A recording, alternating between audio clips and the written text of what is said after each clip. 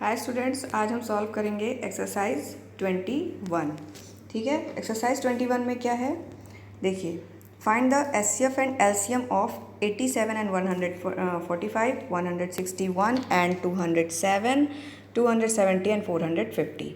यानी कि ये जो भी नंबर्स दिए हुए हैं इसमें इस नंबर के आपको एलसीएम और एचसीएफ दोनों ही पता करना है। तो इसे हम कैसे पता करेंगे? इसे हम ऐसे सबसे पहले हम एचसीएफ निकालेंगे। ठीक है, 87 और 145 का हमने डिवीज़न मेथड से अगर एचसीएफ निकाला तो एचसीएफ क्या आता है 29। ठीक है, फिर फॉर्मूला क्या है एलसीएम निकालने का कि एलसीएम कैसे पता चलेगा। तो ये देखिए, LCM equals to first number multiplied by second number upon HCF.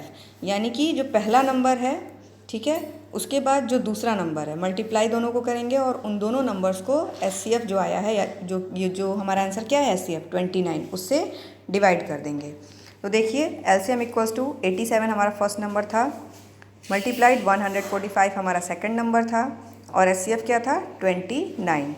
तो जब 29 का टेबल हमने 5 टाइम्स पढ़ा तो आंसर आया 145, यानी कि 29 वन जा 29 और 5 टाइम्स में 145 आ गया, तो ये डिवाइड हो गए हैं।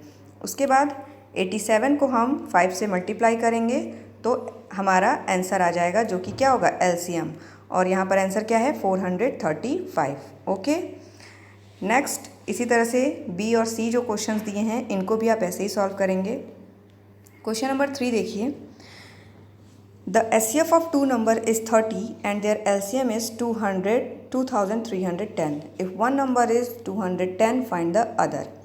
अगर दो नंबर जिसमें से दो नंबर जो हैं उनके एचसीएफ जो हैं एक 30 है और एलसीएम जो है वो 2310 है। अगर उसमें से एक नंबर 210 है तो दूसरा नंबर क्या होगा? तो इसका फॉर्मूला क्या है? The other number. Other number को जानने के लिए तो क्या करेंगे हम HCF multiplied by LCM upon given number. यानी कि एचसीएफ कितना है 30, एलसीएम कितना है 2310 अपॉन 210 क्या है गिवन नंबर, यानी कि जो नंबर दिया गया है। अगर हम इनको डिवाइड करते हैं तो आप देख सकते हैं 210 और 30 को हमने किससे डिवाइड किया है 3 से। 10 टाइम्स में 30 कट गया और 70 टाइम्स में 210। उसके बाद फिर 70 से हमने 2310 को डिवाइड किया है तो 33 टाइम्स में ये भी कट गया है। ठीक है, तो उसके बाद फिर हम क्या करेंगे 10 मल्टीप्लाइड बाई 33, तो हमारा आंसर क्या होगा the other number is 333। Question number 2 जो है वो भी आप ऐसे ही सॉल्व करेंगे, इसी फॉर्मूले के हिसाब से क्वेश्चन नंबर 2 भी आपका सॉल्व होगा। क्वेश्चन नंबर 4 है the product of two number is 2925 and their HCF is 15. Find the LCM of these numbers. यानी कि जो भी नंबर्स दिए हुए हैं, दो नंबर हैं, दोनों को मल्टीप्लाई करने पे आंसर आता है 2925।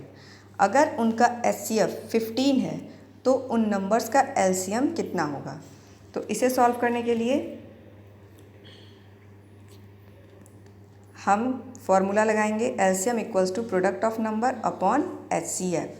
यानी कि प्रोडक्ट ऑफ नंबर क्या है 2925 और एचसीएफ क्या था 15। इन दोनों को अगर हमने आपस में डिवाइड किया है तो आंसर आता है 195। यानी कि एलसीएम क्या होगा उन दोनों नंबर्स का 195। उसी तरह से नेक्स्ट क्वेश्चन देखिए, question number 6, find the largest number which divides 209 and 260 leaving remainder 5 in each case. उस नंबर को बताइए जो 209 और 260 को अगर किसी भी तरह से हम डिवाइड करें तो 5 जो है वो रिमाइंडर में बचे ही। तो अगर लार्जेस्ट नंबर पूछता है तो हम एचसीएफ निकालते हैं, और अगर स्मॉलेस्ट नंबर या फिर लीस्ट नंबर करके अगर क्वेश्चन में आता है तो हम उन क्वेश्चंस को उन डिजिट का क्या निकालेंगे एलसीएम निकालेंगे। ठीक है, तो आप ये ध्यान रखिएगा, लार्जेस्ट नंबर पूछने पे एचसीएफ एंड लीस्ट या फिर स्मॉलेस्ट नंबर पूछने पे एलसीएम। तो 209 को हम इसका एचसीएफ निकालेंगे। 209 को अगर हमने 260 से डिवाइड किया तो 1 बार में 209 आंसर आया 51। फिर 51 को हम 209 से क्या करेंगे डिवाइड, तो 4 टाइम्स में 204 होगा और 5 जो है वो रिमाइंडर बच ही रहा है। यानी कि ईच केस में अगर देखा जाए तो 5 रिमाइंडर बच रहा है, यानी कि एलसीएम क्या होगा सॉरी वो नंबर क्या है जिससे 260 एंड 209 जो है वो डिवाइड हो जाए फुली और 5 रिमाइंडर बचे, तो वो है आपका आंसर 51। नेक्स्ट क्वेश्चन नंबर 9 देखिए, find the least number which is exactly divisible by each one of the numbers 12, 16 and 24। अभी आपको बताया गया कि अगर लार्जेस्ट नंबर पूछता है तो एचसीएफ निकालते हैं और अगर लीस्ट नंबर पूछता है तो एलसीएम निकालते हैं। तो यहाँ पर लीस्ट नंबर पूछा है क्वेश्चन में, तो यानी कि 12, 16 और 24 का हम क्या करेंगे, एलसीएम निकालेंगे। तो 12, 16 एंड 24 का एलसीएम देखिए, 2 से 12 6 बार में, फिर 2 से 16 8 बार में एंड 24 12 टाइम्स। नेक्स्ट 2 6 जो है वो 3 बार में, 8 4 बार में, 12 6 बार में। फिर 2 जब 3 2 से डिवाइड नहीं होगा तो हम एज इट इज़ उसको वैसे ही नीचे लिख देंगे। 4 2 टाइम्स में और 6 3 बार में। फिर 2 से 3 अगर डिवाइड नहीं होता है तो हम उसको एज इट इज़ वैसे ही नीचे लिख देंगे। 2 जो है 1 बार में डिवाइड हो जाएगा और 3 को फिर वैसे ही लिखेंगे। ठीक है, एलसीएम में हम ये कर सकते हैं, अगर जो डिजिट डिवाइड नहीं होती है उसको हम एज इट इज़ वैसे ही नीचे ला सकते हैं, बट एचसीएफ में ऐसा नहीं होता है। फिर 3 से हमने सभी नंबर्स को डिवाइड कर दिया। अब इन सभी नंबर्स के प्राइम फैक्टर्स को हम लिख रहे हैं, 2 multiplied by 2 multiplied by 2 multiplied by 2 multiplied by 3।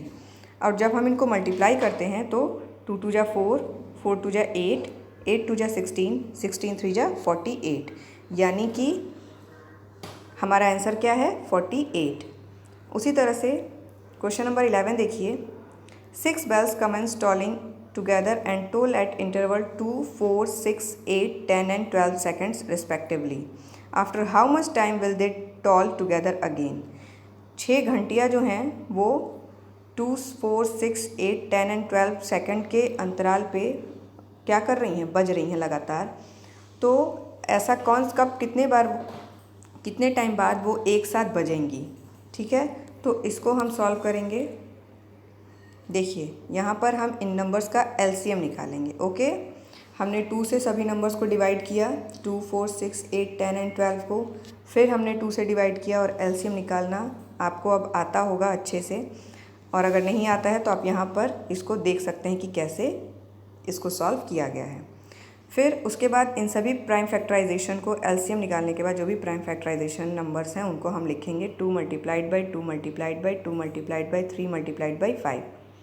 तो इन सबको अगर हम मल्टीप्लाई करते हैं तो 2 2 जा 4, 4 2 जा 8, 8 3 जा 24 एंड 24 5 जा 120 सेकेंड्स, यानी कि 120 सेकेंड्स बाद ये सभी बेल्स जो हैं वो एक साथ बजेंगी। अगर हम 120 को 60 से डिवाइड कर देते हैं, ठीक है, 60 से क्यों डिवाइड करेंगे, क्योंकि 1 सेकेंड है 60 minutes, 60 second equals to 1 minute होता है। तो अगर हम 120 को 60 से डिवाइड करते हैं तो आंसर क्या आएगा 2 मिनट्स, यानी कि आप कह सकते हैं कि 2 मिनट के बाद सभी घंटियाँ एक साथ बजेंगी। तो इसी तरह से बाकी जो आपके इसमें प्रॉब्लम्स हैं आप इनको भी सॉल्व करेंगे। Okay, thank you.